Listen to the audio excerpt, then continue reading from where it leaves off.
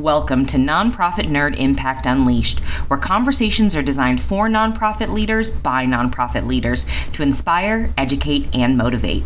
Get ready to dive into the world of nonprofits where the nerdy passion and unstoppable dedication of those making a real impact is celebrated. Together with your host, Jarrett Ransom, the inspiring stories, tactical insights, and game-changing strategies of nonprofit leaders will be explored. Join us for real talk with real people. Jarrett and her guests unravel the mysteries of successful fundraising, uncover the secrets of effective advocacy, and nerd out over innovative approaches to solving social challenges. Nonprofit Nerd Impact Unleashed is your go-to podcast for no-nonsense discussions with real-life superheroes of the nonprofit sector. Get ready to unleash your inner nerdiness and discover or rediscover how to change the world together. Now let's dive in and embrace the power of our nerdy side. Hey, fellow nerds, and welcome back to the podcast. I am excited to share that Nathan Chappell, Chief AI Officer at Virtuous Software, is our guest for today's episode. I was fortunate enough to squeeze some time on his very busy schedule, and we had a really insightful and honest conversation about what's actually happening with AI adoption right now. It is clear that Nathan has been in the AI space for much longer than I have, and while the conversation you're about to hear merely scratches the surface of this enormous topic, I found our conversation to be both grounding and inspiring. Nathan talks about the importance of establishing AI governance policies and ensuring that your use of AI truly aligns with your organization's values. He also challenges us to think beyond just responsible AI and instead focus on beneficial AI. That is where technology serves your mission without compromising trust or integrity. And yes, friends, that is so very critical in the work that we do. So get ready to think beyond your current use of AI. Be prepared to leave this conversation thinking differently about how you approach AI in your work. And before we dive into this conversation, I want to give a big thank you to our podcast sponsor, Bloomerang. Thank you for supporting these conversations that help nonprofit leaders grow their impact. Well, hey there and welcome. I am so glad to have you, Nathan. And truth be told to all of our listeners, right? Today is the day after Icon. So we're recording as we both just returned back from Icon. I know this won't get in our listeners' ears right away, but shortly after. So Nathan, thank you for saying yes to the conversation and also, being at Icon and just having all these great interactions. No, it's great to be here, Jarrett. I've been looking forward to this for a while, and I didn't know if you gave that warning just in case, I slur my speech or I forget what I'm saying in mid-sentence, because Icon it's an amazing conference, but it's always the most draining conference that I attend all year, and it's just nonstop from breakfast till dinner. So yeah, I just downed a ketone energy shot right before this, so this will kick in and we'll be good to go. Absolutely. It's going to be fantastic. I'm feeling it too. So no worries, no judgment. Well, hey, as we start the conversation, Nathan, why don't you tell us a little bit about yourself and the roles? Because yes, we all know we wear multiple hats, which actually, if you're watching the video, you have a hat on right now. But tell us about the roles you play in the sector. Yeah, I always joke that, my employment contract at Virtuous requires me to wear 3 logos at any given time. So it's just that I'm lazy and I like to wear hats, and it's just so much easier. So I spent 20 years as an accidental fundraiser, but prior to that, I actually started and sold 2 companies. So 2 tech companies out of basically right out of high school, college, and then right after that, and then got a nonprofit in an accident. But now I serve as a chief AI officer at Virtuous Software, which used to mean a lot more when AI was more singular and isolated. And now AI is everything, and it becomes a very difficult thing to wrangle. So in a lot of ways, I'm an AI ethicist. I focus a lot on responsible, beneficial AI. And if I had one T-shirt that I would wear, it would say, "Just because you can doesn't mean you should." So it's my responsibility to make sure that we're building AI that aligns with the values of our sector and that we don't just do things because we can. And then outside of that, I wear a lot of hats. So I'm a 2-time published author, but also writing 2 more books this year. So I'll be 4-time published author by the end of the year. And then I started fundraising.ai with Mallory Erickson back in 2021, 22, really, probably 2021, which is now, I think, the largest virtual nonprofit conference in the world, with about 12,000 people that attend per year, which is amazing. It is amazing. And thank you for all of that, all the hats you wear, all of the roles that you play.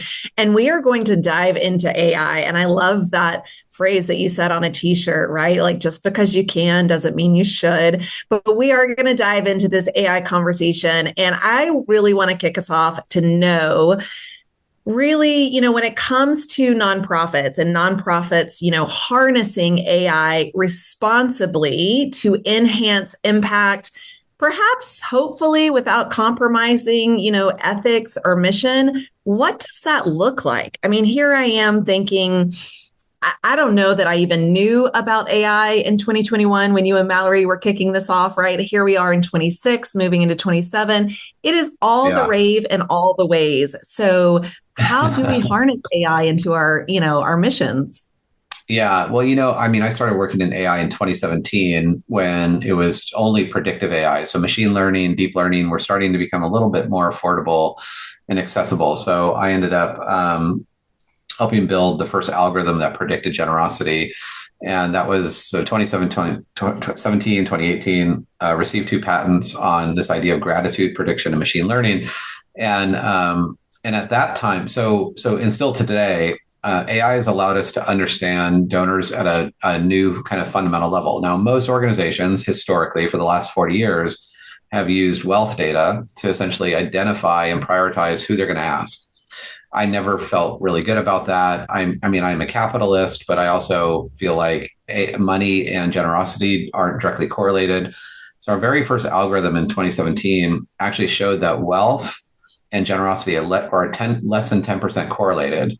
Yet 90% of our sector is using wealth data as a primary way of finding prospects. So that type of AI, predictive AI, was like formative in helping us understand that we can identify a person that's likely to give, and then how likely they are to give again by excluding wealth data, but by looking at how much their data shows that they're like raising their hand. And it's whether they're attending events or making a monthly gift, or they're advocating or volunteering, or if you're a symphony, how often they attend the symphony and what days of the week and how far they're willing to travel to go to the symphony. So all these data points helped us understand that. Now, that was like one leg of a 3-legged stool. So now we figured out that we could correlate the connection between a person and an organization with AI, but we couldn't really take action in a formative way. So generative AI came in the scene in November 2022, and that allowed us to take those predictions and then kind of put them into action. Like, we could create an email that was a bit more specific to their data points. And so that's what we're seeing a lot of today. But the future doesn't look anything like this. Like, the 3-legged stool is basically predictive AI, generative AI, and then agentic AI. Agentic AI can then take all those things together and do things much faster. And so, in fact, one of the books that I'm writing this year is called N1 Philanthropy, which is this idea that every donor, in fact, there are no such things as donors or prospects. Every individual is unique to that organization, and that organization can then treat them as a unique individual, N of 1. And so, we're right at the cusp. So AI introduces like an entirely new promise and opportunity for our sector to truly understand people at a way that helps build like a more visceral relationship. And so, yeah, really excited about the future. And there's a long ways to go for us, but it's here for the taking. It is here for the taking. It's here for the learning, right? Like, you are clearly light years ahead of me, Nathan, in all of the AI ways.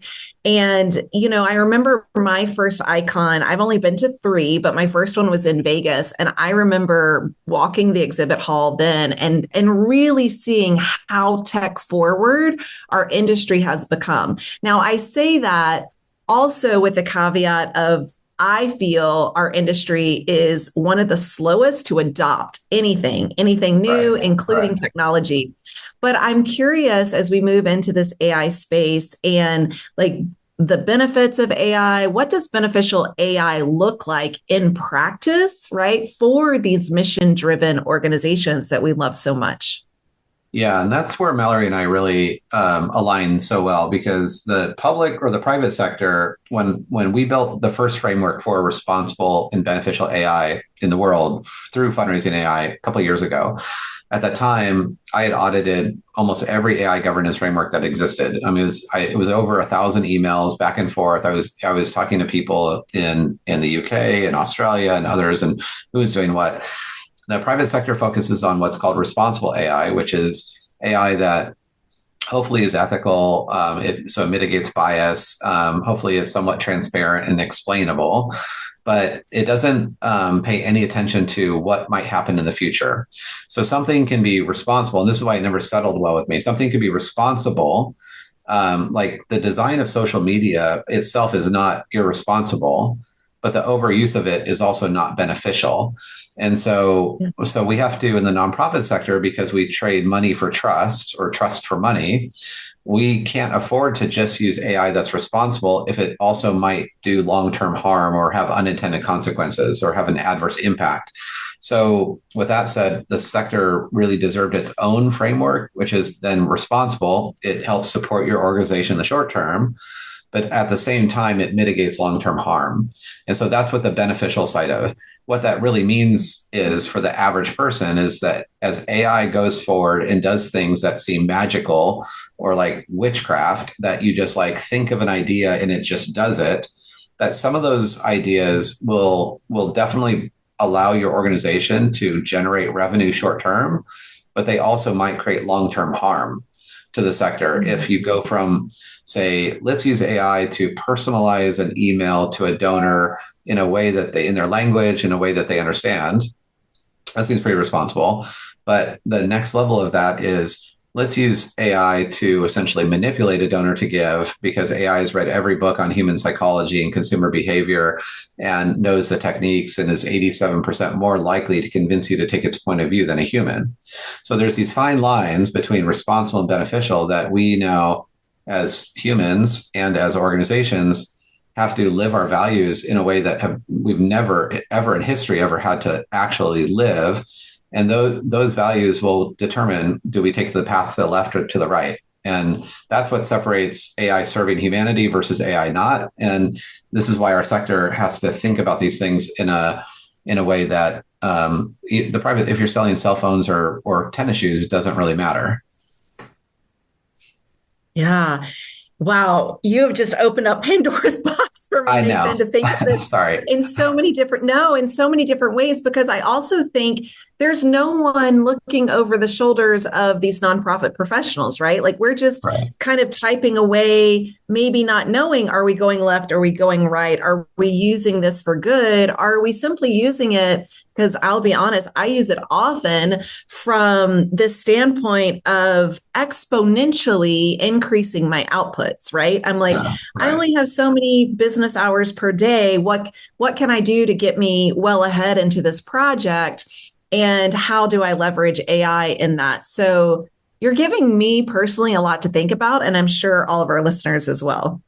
Well, and and this is the thing, is like, our sector is filled with amazing people that have tremendous values. It's kind of the defining characteristic of someone who dedicates their life to raising money for another cause, right?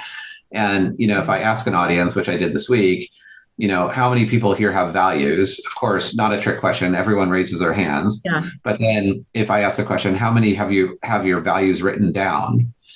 And that many hands go down. So less than 5% of people actually write down their values. So there's organization values that are the stop sign, or, the go, no go. And then individual values as AI continues. And just to make sure everyone's aware, like, the AI that we have today is garbage, like absolutely like child's play compared to AI in a year from now, 2 years from now. So we're not 10 years from now, but like in the next 900 days, AI seems completely different than it does today.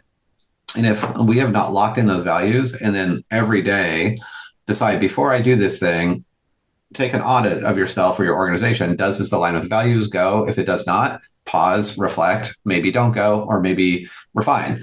And so this is the moment where I think as a nonprofit professional, as a human, as a parent, that values end up playing probably the most significant role in the history of the human species. Yeah, absolutely. I think that's really important. So when it comes to integrating AI for us as nonprofit leaders, how do we do this? And I'm thinking from, a strategic standpoint, a partnership standpoint, and even making, decisions effectively, obviously keeping our mission at the core. But how are we supposed to be doing this right now? Doing this being that integration of AI, especially as the landscape continues to change? Yeah, I mean, it's a great question. I mean, this is where the rubber hits the road, obviously. And so, we just did a study on AI adoption. So we were curious, like, how many nonprofits are using AI? So not surprisingly, 92% of nonprofits are using AI, whether it's above the desk or below the desk, meaning it's like approved and authorized versus its shadow. 92% are using it, but only 7% are seeing like the strategic benefit from it, like a meaningful benefit from the use of AI. So, of course, when that report came out, I was super curious about the 7% and started, dialing to find out, like, what brought you as part of this. And we really dissected the data and really uncovered the fact that there's basically 6 principles of organizations that are part of that 7% that are really transforming their organization to better serve their mission. And they're all available on our report, but it goes to simple things like having AI governance and acceptable use policies, but to also things like documenting what works so that you're actually like taking someone's really an AI curious person doing amazing things, make sure that other people can benefit from that. And then, fast forward to, using the right tools for the right project, because, not every tool is the same. It's just like you have a toolbox in your house, then you're going to hang a picture on the wall. You're not going to grab a saw. And if you're cutting a piece of wood, you're not going to grab a hammer. So understanding and having AI literacy around those tools is important. But the last one I think is the most important of the 6 principles is to actually set goals. So most 92% of those organizations are just using AI in this ad hoc way to do stuff, like to your point, exponentially faster, but not necessarily better. And so, and without any kind of clear defined role. And if someone asked me, I was a fundraiser for 20 years, and if I was recruited to a new job and someone said, "Hey, we want you to raise money for our organization," and I'd be like, "Great, what's my goal?" And I'd be like, "Well, there's no goal. Just do as good as you can." Like, at the end, I'm sure it'll all be fine. You're really talented, and you have a good track record. There's zero chance I'd take that job because I wouldn't know what success looked like. They wouldn't know what success looked like. That is destined to fail 100% of the time. So in the same way, AI is basically the same circumstances. Like, okay, what is our goal? Is our goal to save 20% of every person's staff time so that every person gets an extra day a week to do things that only humans could do? Or it takes an extra day a week to sleep because we're doing exponentially more stuff over here, whatever it is. If we don't have a goal, then you'll never know what success looks like. And I think that becomes the most, we know this intuitively. Every fundraiser, every nonprofit uses goals, but very few have used goals and have defined goals on what they want to achieve out of AI. And so it matters less what kind of tools you're using, and it matters far more understanding what your goal is and then finding the right tools to achieve that goal. That tells me we need to pause, or that's what I'm hearing, right? We need to pause. We need to really consider, what are we doing? How are we spending our time? Because Nathan, I don't think anyone is saying by using AI and exponentially increasing your productivity, we're going to give you some time off, right? Because what I'm seeing is it just means more work. Yeah. Yeah. I mean, and the risk here, Allison Fine and Beth Cantor talked about this in their book, The Smart Nonprofit, the idea of the dividend of time. And I love that concept because it really is. I heard this quote when I was at AI for Good in Geneva, and it was like, if you have a broken practice and you put something digital on top of it, you have a digital broken practice. Now, we know that a lot of our fundraising practices aren't the healthiest. Our sector has some significant. I wrote an entire book called The Generosity Crisis addressing this. And, if we take AI and we apply it and we add it on to these broken practices, then we'll have exponential more broken practices. So yes, if you're an organization that's not thinking clear about what the goals are, what we want to achieve, the moral imperative is that you're given money from donors who say you need to use this in the very best possible way. So there should be a sense of urgency to do this. But to ensure that you don't do harm, right? Ensure that you don't burn your workforce out faster or amplify broken fundraising practices. Isolate specific areas that are mundane, routine, things that bring, areas within your organization that don't bring anyone joy. Find the right tool to actually offload that thing. So essentially, stop protecting the crappy work in your organization so that you can spend more time doing the work that actually adds the most value. Well said. I think that's really important. And I think we've covered this question in a lot of different ways. And especially as you share the stat that 92% of nonprofits are already using AI. But Nathan, what advice would you give leaders who are curious about AI, but really unsure, where to start? And I'm going to add a layer in there now, knowing 92% of us are already using it, right? So what should we be doing differently, right? Like what curiosity should we be bringing to our AI conversations that maybe you haven't already shared with us? Yeah, I mean, most of, I finished my first year at Virtuous, so I was just looking at what I achieved, and I did 123 presentations this year. And I will say that of the 123, probably 90 were on curiosity. That ends up being, so I love that word, obviously, that is the word that unlocks the potential. Now, it's not that we're uncurious. We're just so busy putting out fires all the time that we're not spending enough time really thinking about work at a foundational level. So as a leader, obviously leaders play an outsized role in this, is they have to create a culture of curiosity. That means that they celebrate questions as much as answers. They create safe space for people to try things and fail. They create, opportunities to increase AI literacy so that people can learn and grow and get curious. And then this will sound totally contrary, but to do this, to be really AI curious, you have to have almost an equal measure spend time away from AI. So when I'm not working in AI, I'm literally, last week I planted 20,000 sunflower seeds on a half an acre in my backyard with zero AI. So I spend time embracing boredom and really thinking about what work actually matters, and then how can AI help support that work so I can do the things that only I can do. Those are the things that require deep reflection, and they absolutely require you to step away from technology so that you're not distracted. So leaders are bad at creating those spaces because they feel less productive. But in the world of AI, where anything is possible, they become the most formative moments for your organization to dream about not what you've always done before, incremental ways to improve it, but to kind of reinvent, what has not been possible in the past. Yeah. And that's giving all of you listening permission, right? So take a step away from AI as well as you use it. You can have both, right? Both can be possible.